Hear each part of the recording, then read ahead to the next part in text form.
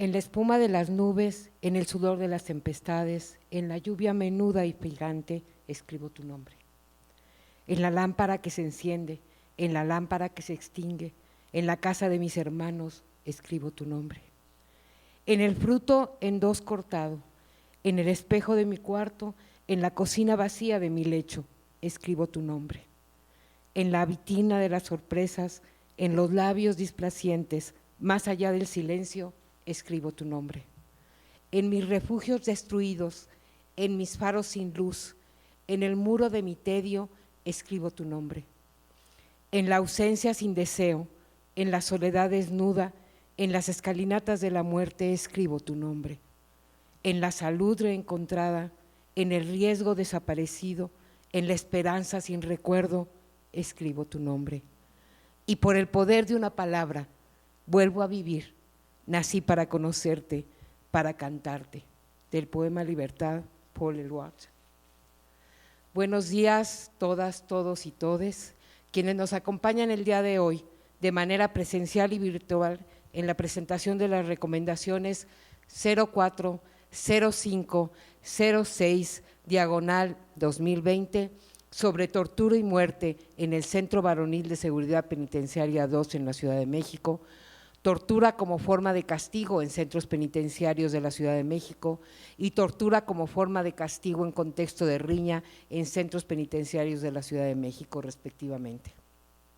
En especial, saludo la presencia virtual de las víctimas de tortura que asisten a este evento el día de hoy desde el Centro Femenil de Reinserción Social Santa Marta Catitla,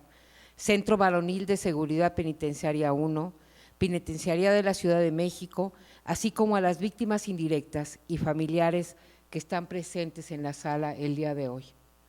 Saludo también la participación remota de los consejeros de la Comisión Manuel Jorge Carrión Perea, Cristian José Rojas Rojas y Rosalinda Salinas Durán, así como la presencia de la consejera Aide García Hernández.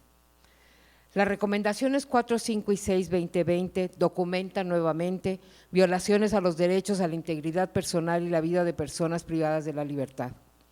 De las 3 recomendaciones derivan 28 víctimas directas, una de ellas fallecida a motivo de la tortura, y 11 víctimas indirectas, entre las que se encuentran 2 adolescentes. Con las recomendaciones presentadas el día de hoy, suman 26 los instrumentos recomendatorios en los que esta Comisión de Derechos Humanos de la Ciudad de México ha documentado tortura en centros penitenciarios a lo largo de su vida institucional. En ellas se concentran las afectaciones a 143 víctimas adicionales y las antes mencionadas, de las cuales 119 fueron directas y 17 indirectas. De las 23 recomendaciones por tortura en los centros penitenciarios de la ciudad, 22 están aceptadas en su totalidad por la Subsecretaría del Sistema Penitenciario y tan solo una tiene carácter en estatus de aceptación parcial por esa autoridad. 15 de las 23 recomendaciones fueron emitidas entre 1994 y 2014 y es antes de la publicación de la nueva Ley General para prevenir, investigar y sancionar la tortura y otros tratos y penas crueles, inhumanos o degradantes. Los otros 8 instrumentos recomendatorios por tortura fueron emitidos entre el 2018 y 2019. En los últimos años, la Secretaría de Gobierno de la Ciudad de México, a través de la Subsecretaría del Sistema Penitenciario, ha llevado a cabo diversas acciones en cumplimiento a dichos instrumentos, entre los que destacan la integración de la Unidad de Reacción Inmediata en sustitución del Grupo Táctico Tiburón, el cual emprendría una política institucional de control de la población penitenciaria con base en el ejercicio de la tortura como una práctica habitual. La elaboración de una propuesta de política integral para enfrentar situaciones de alteración al orden y motines orientada a la prevención de la tortura. La elaboración del programa de capacitación de derechos humanos en el sistema penitenciario de la Ciudad de México en conjunto con la Dirección Ejecutiva de Educación de esta comisión. La presentación del protocolo y procedimientos para el uso de la fuerza emanados de la Conferencia Nacional del Sistema Penitenciario y la indemnización de algunas víctimas de tortura, así como la gestión de rehabilitación para ellas. A pesar de lo anterior, Continúa pendiente el cumplimiento de puntos recomendatorios orientados a reparar el daño a 113 víctimas de tortura en el sistema penitenciario de la ciudad, derivadas de 11 de las recomendaciones por esa grave violación a derechos humanos en centros penitenciarios, a los que se les da seguimiento institucional por no estar concluidas. Los puntos recomendatorios pendientes de cumplimiento versan sobre la falta de concreción de la comprensión de la compensación, rehabilitación y las medidas de satisfacción para las víctimas, la implementación de documentación para el sistema de identificación por clave del personal que cometa ilícitos en los centros de reclusión, así como la remisión de un informe al Comité Técnico del Mecanismo Nacional de Prevención de la Tortura sobre la tortura en centros de reclusión y la elaboración de un prontuario normativo al personal del sistema penitenciario sobre tortura, entre otros. El día de hoy es importante hacer el recuento histórico de esta numeralia y añadir que las recomendaciones 4, 5 y 6 2020 presentadas en esta ocasión dan a conocer hechos de tortura sucedidos entre el 2017 y 2019.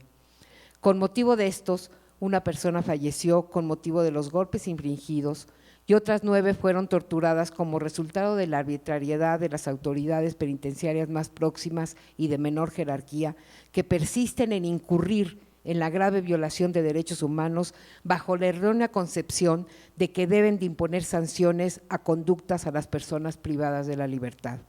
Además, 18 personas fueron víctimas directas de tortura como castigo por una riña interna.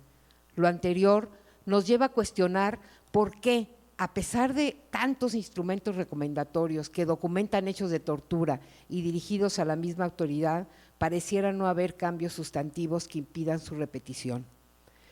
El análisis de esta comisión se orienta a observar que, a diferencia de otras épocas, la tortura en el ámbito penitenciario no es constitutiva de una política generalizada o de una práctica para el control de la población. A pesar de ello,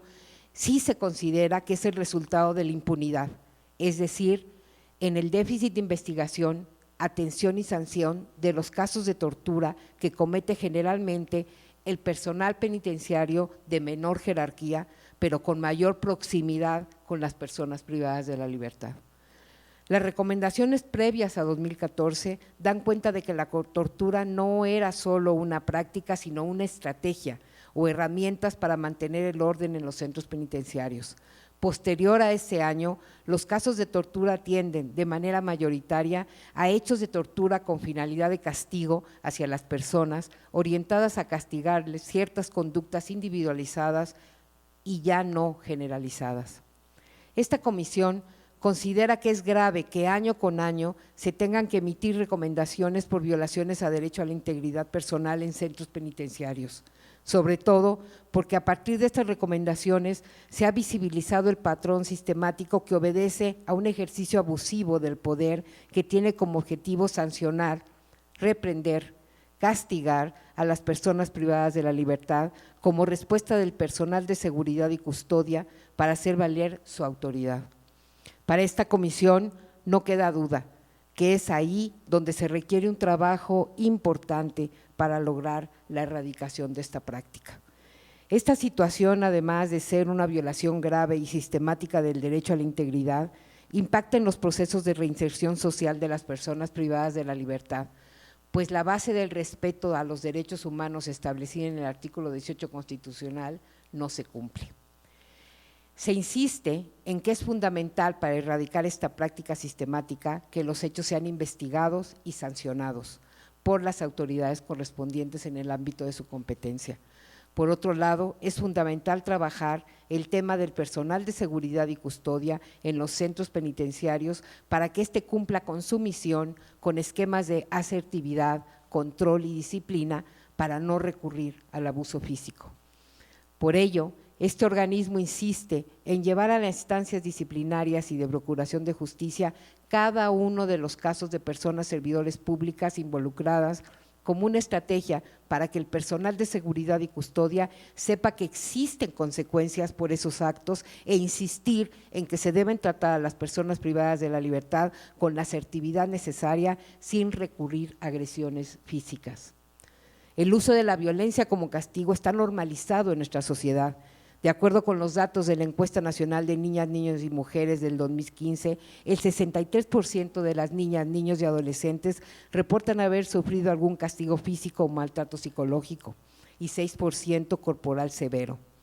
A pesar de que este maltrato está incluso tipificado en la mayor parte de las entidades y la Ley General de Derechos de Niñas, Niños y Adolescentes establece la obligatoriedad de las legislaciones locales en la materia, establezcan la prohibición del castigo corporal, las reacciones sociales a las recientes iniciativas para fortalecer este aspecto de la Ley General permitieron constatar que el nivel de permisividad de esta práctica es aún muy alto. La violencia física y psicológica como recurso para la solución de conflictos también es recurrida e incluso alentada, sobre todo como una forma de reafirmación de la masculinidad. No es de extrañar que en las instituciones exista tolerancia expresada como falta de investigación y sanción ejemplar a las prácticas de tortura. Por lo anterior, la Comisión de Derechos Humanos de la Ciudad de México, de frente a las víctimas directas e indirectas de los hechos, dirige el día de hoy las recomendaciones 04, 05, 06/2020 a la Subsecretaría del Sistema Penitenciario de la Ciudad de México y establece como puntos recomendatorios los siguientes. Primero, realizar las acciones necesarias para impulsar tanto la inscripción de las víctimas directas y las víctimas indirectas al registro de víctimas de la Ciudad de México, como la aprobación de los planes de reparación integral por parte de la Comisión Ejecutiva de Atención a Víctimas de esta ciudad. Segundo, ejecutar todas las medidas contenidas en los planes de reparación integral bajo los principios de máxima protección, debida diligencia y no victimización secundaria. Tercero, informar, de ser el caso, los procedimientos penales de los que se tenga conocimiento, así como los procedimientos administrativos que se hayan iniciado en contra de las servidoras públicas por los actos de tortura documentados en el presente instrumento.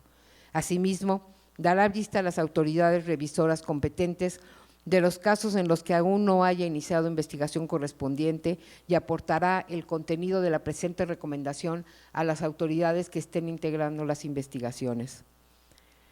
Cuarto, aportar al grupo interinstitucional de personas expertas que trabaja en la construcción del mecanismo de coordinación interinstitucional de prevención, investigación y combate a la tortura, el informe sobre tortura en centros de reclusión, recomendando en el punto tercero de la recomendación 10/2019, al que se deberán incorporar complementariamente los datos correspondientes al 2020. Quinto, concretar la elaboración del prontuario normativo establecido en el punto cuarto de la recomendación antes señaladas. En estos momentos, la Comisión de Derechos Humanos de la Ciudad de México está haciendo entrega de las recomendaciones 4, 5 y 6/2020 a la autoridad responsable. A partir de ahora, esta comisión dará seguimiento puntual con la expectativa clara de su aceptación en un plazo de 15 días. Agradezco a Colectiva Imágenes, Claudia Loredo, Kania La Puerta y Rodrigo Flores por su trabajo en el audiovisual que ustedes vieron y el próximo que verán concluyendo esta presentación. Agradezco al personal de la comisión que bajo la coordinación de la Segunda Visitaduría General llevó a cabo la investigación y determinación de la violación a los derechos humanos que motiva la presente recomendación. También a la Secretaría Ejecutiva, a la Dirección Ejecutiva de Seguimiento, así como a la Dirección General de Administración y a la Dirección Ejecutiva de Promoción y Agendas de Derecho por el desarrollo de este evento. Muchísimas gracias.